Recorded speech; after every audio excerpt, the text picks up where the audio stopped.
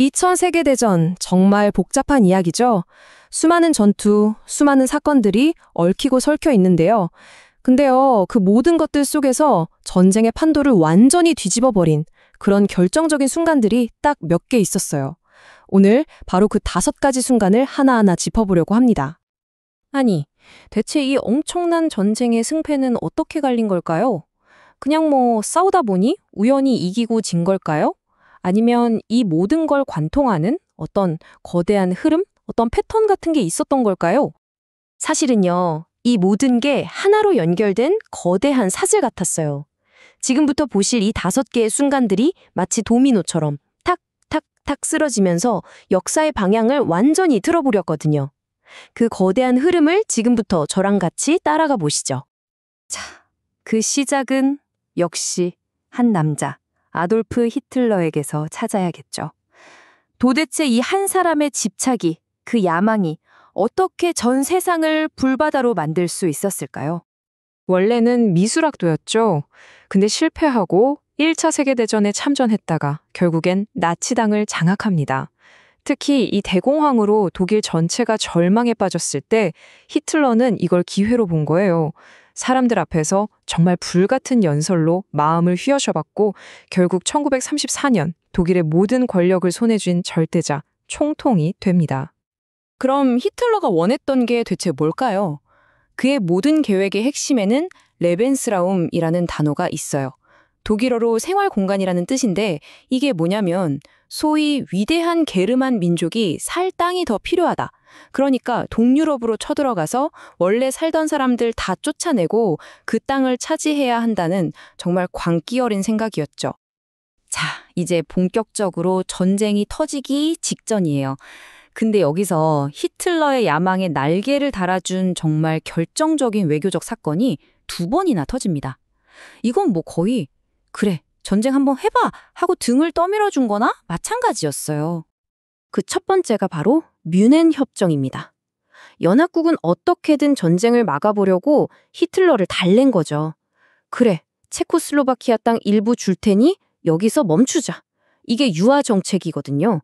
근데 이게 히틀러한테는 얘네 나랑 싸울 생각이 없구나 하는 확신만 심어준 꼴이 됐어요. 말 그대로 청신호였던 거죠. 아니나 다를까 불과 6개월 만에 약속을 깨고 체코슬로바키아 전체를 먹어버립니다. 그리고 2번째, 이건 정말 세상을 깜짝 놀라게 한 사건이었어요.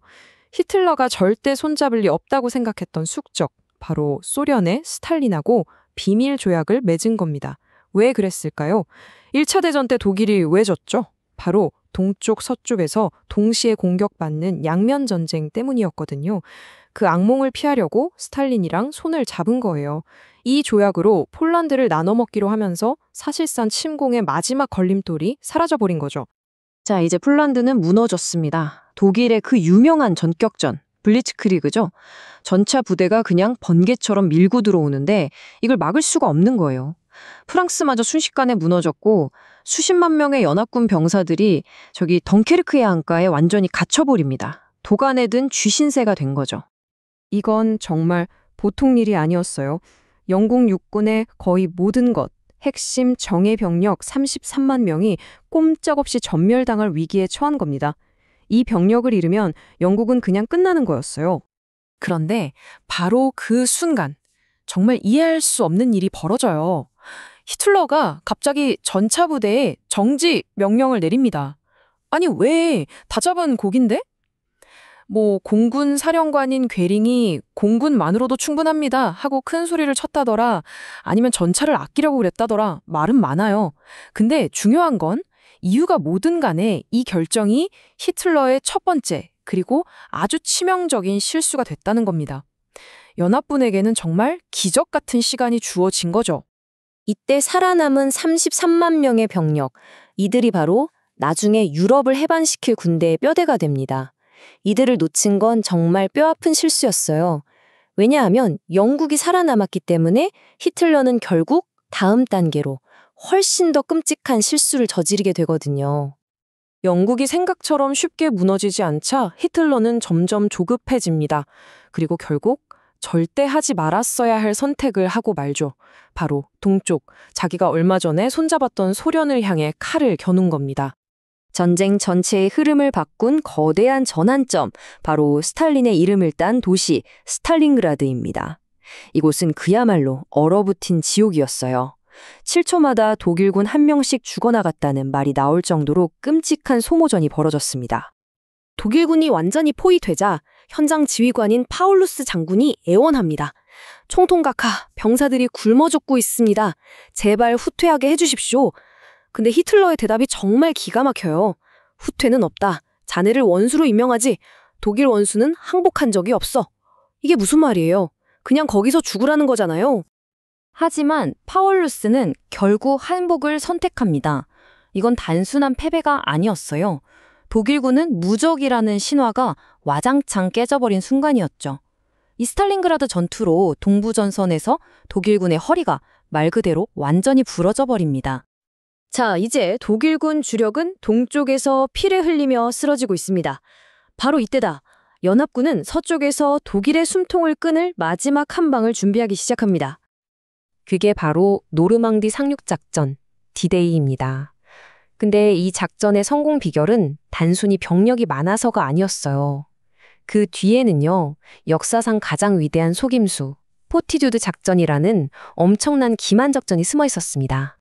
독일군을 완벽하게 속인 연합군은 1944년 6월 6일 15만 6천 명이라는 어마어마한 병력을 노르망디 해안에 쏟아부었습니다.